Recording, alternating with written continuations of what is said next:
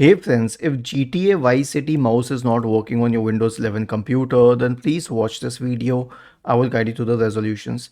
So the first solution is to update mouse drivers. Now how do we do this? Search for Device Manager in the Windows search bar and open the Device Manager window. Expand the list for mice and other pointing devices. Right click on the first set of drivers and update it, and the second set of HID compliant drivers and update them. The next solution is to check if the mouse is connected at the first place. Right click on the start button and select settings from the menu. Go to the system tab, the Bluetooth and devices tab on the list on the left hand side.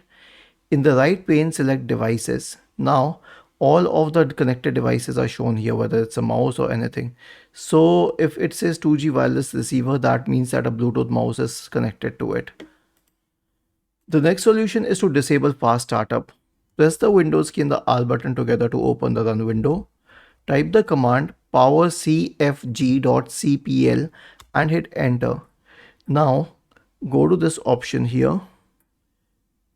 Choose what the power buttons do. Click on change settings that are currently unavailable. Uncheck this box, turn on fast startup. Click on save changes. The next solution is an SFC scan. So search for command prompt in the Windows search bar and click on run as administrator to open the elevated command prompt window. Type the command sfc /scan now and hit enter to invoke the SFC scan. The last solution is a system restore. Search for recovery in the Windows search bar and open the recovery window. Go to open system restore.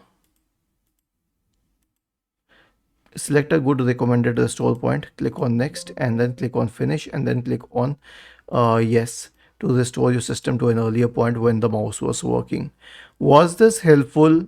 If yes, then please subscribe to the channel, and if not, then let us know in the comment section of this video on how we could help you further. Thank you for watching this video and have a nice day.